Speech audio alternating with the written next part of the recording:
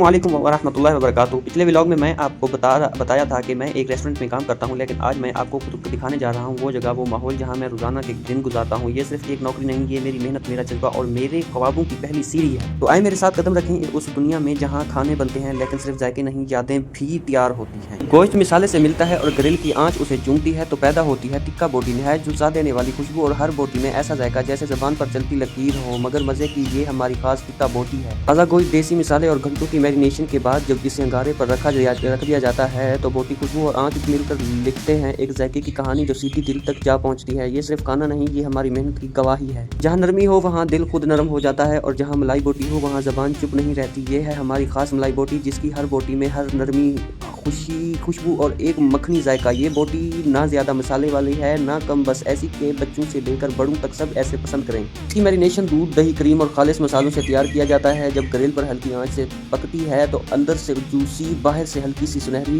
बिल्कुल वैसे ही जैसा कोई मोहब्बत भरा जुमला होता है। ये हमारी पहचान है कि जायका सिर्फ तेज़ नहीं, नरम भी हो सकता है। और अब कुछ खास, अलग, कुछ इंटरनेशनल, ये है लबनानी कबाब। अरब दुनिया के जायके जब हमारी ग्रिल पर आते हैं तो जन्म लेते हैं लबनानी कबाब। लहसुन, जैतून का तेल, हर्बस और लीमू के इम्तजाज से तैयार होने वाले ये डिश सिर्फ कबाब नहीं बल्कि जायके का एक गैर मुल्की सफ़र है।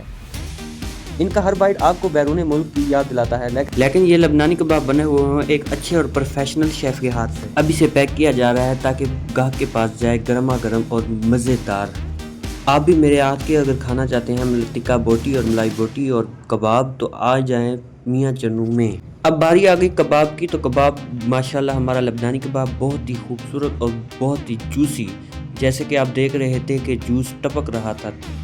तो माशाल्लाह ऐसा ही जूसी कबाब हम आप अपने गेस्टों को भेजेंगे। इस खूबसूरती से बटर पेपर ऊपर और नीचे से लगा के पैक कर रहे हैं ताकि जब गेस्ट आर्डर निकाले तो उसको खूबसूरत लगे।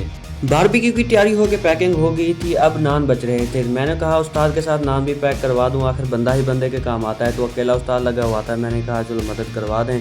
तो मैंने नानों को ऑयल लगाया, साथ खड़े थे रिजवान भाई तरतीब से पैक कर रहे थे। मैं जैसे ही नान निकल रहे थे मैं ऑयल लगा के उनको बातरतीब से रख रहा था। और अभी आप मेरा व्लॉग तो देख रहे हैं, आप सब्सक्राइब भी कर दें, बेल आइकन की बटन को भी दबा दें और कमेंट्स भी कर दें। कमेंट्स में लाजमी बताना है कि आपको मेरा व्लॉग कैसा लगा और कैसे मैं मेहनत कर रहा हूँ। अगर आप मुझे कहेंगे कि आप यानी कि सही मेहनत नहीं कर रहे तो अल्लाह खैर करेगा, मैं इससे भी अच्छी मेहनत करूँगा और अच्छे आपके सामने कॉन्टेंट ला के पेश करूँगा। ये जो आप देख रहे हैं ये है हमारे रोगनी नान, खस्ता नरम और तंदूर से निकलते ही ऊपर हल्की सी ऑयल की तह जैसे हरने वाला जुबान पर घुल जाए। मैं खुद खड़ा था इन नानों को एहतियात से पैक करने के लिए, क्योंकि हमारा वादा है कि हरने वाला गर्म, ताज़ा और लजीज पहुँचे। उस्ताद की बात ही कुछ और है, वो अक्सर कहते हैं नान में बरकत तब आती है जब नीयत साफ हो।